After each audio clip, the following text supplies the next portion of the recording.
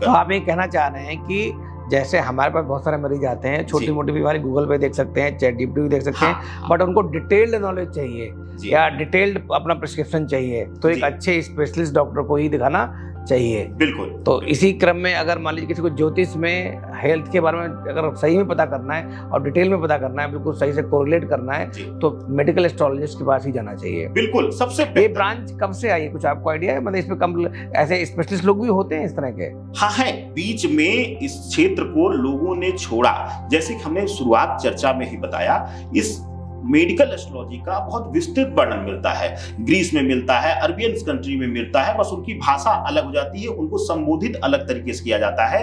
Medical astrology जो है वह शुरू से ज्योतिष का, वैदिक ज्योतिष जिसको हम वैदिक ज्योतिष कहते हैं, उसका अंग रहा। वैदिक ज्योतिष के कई अंग हैं, जिसमें मेडिकल एस्ट्रोलॉजी, अंक ज्योतिष, जिसमें नाड़ी शास्त्र, हम चेहरे की भाव भंगिमा पढ़ने का, सामुद्रिक विज्ञान, यह सभी चीजें आते हैं। उसका एक बड़ा अंग जो है वह वास्तु विज्ञान भी है। लेकिन यह सब मिलकर के पूरक होते हैं और कोई भी व्यक्ति हर क्षेत्र में महारथी नहीं हो सकता। जैसे आपने बताया, अपना परिचय दिया, तो आप अब एक क्षेत्र में जाकर के आपने अपने आप को सिमटाया और उस क्षेत्र में अपने अध्ययन को आपने विस्तार दिया। इसी प्रकार से ज्योतिष में, सामान्य ज्योतिष में, जैसे सामान्य ज्योतिष में कोई करेगा, सप्तम मंगल बैठ गया, अष्टम मंगल बैठ गया, तो कहेगा कि ये मार्केस हो गया, डरा देगा, मांगलिक। मेडिकल ज्योतिष की बात करते हैं, हाँ, क्योंकि हमारे दर्शक हैं उसी में इंटरेस्टेड है इस समय।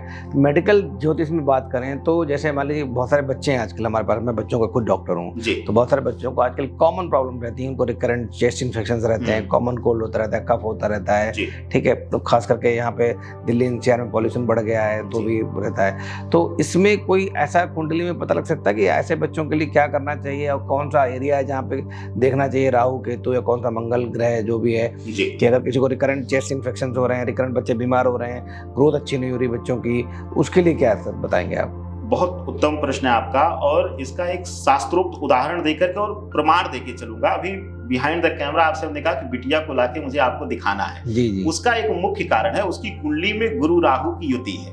उसका परिणाम यह है कि 15 दिन 20 दिन में उसको स्टमक इन्फेक्शन होगा और उसके शरीर में बॉडी पेन शुरू हो जाता है, और उससे हर 20 दिन पे हमें कंसल्ट करना ही करना पड़ता है। उसका एक कारण आ गया, जैसे मैंने कहा कि वह जिह्वा पर नियंत्रण नहीं रख पाता है, तो उसको कितना भी हम डरा लें, लेकिन उसको बाहर का भोजन ज्यादा पसंद आएगा, वही चीज घर में बना दीजिए तो नहीं। इसी प्रकार से जैसे हम मेडिकल ज्योतिष में जब घुसते हैं, मेडिकल ज्योतिष का सबसे बड़ा काम क्या है, वह सही करना, दिशा देना, यानी कि वह रोग कम हमें हानि पहुंचाए, उसके लिए हम उपाय देते हैं, अवेयरनेस हो जाए, लोगों को अवेयरनेस हो जाए।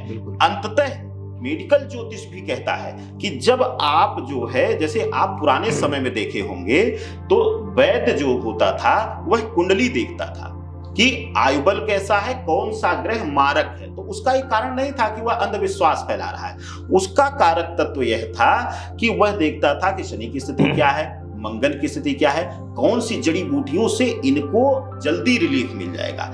इसी प्रकार से वर्तमान समय में अगर हम लोग देख लिया जाए कि जैसे कई बार आपने देखा होगा कि आप एक बहुत बड़ा प्रतिष्ठित संस्थान चला रहे हैं, कई बार सर्जरी के विषय में इसका बड़ा उदाहरण आता है।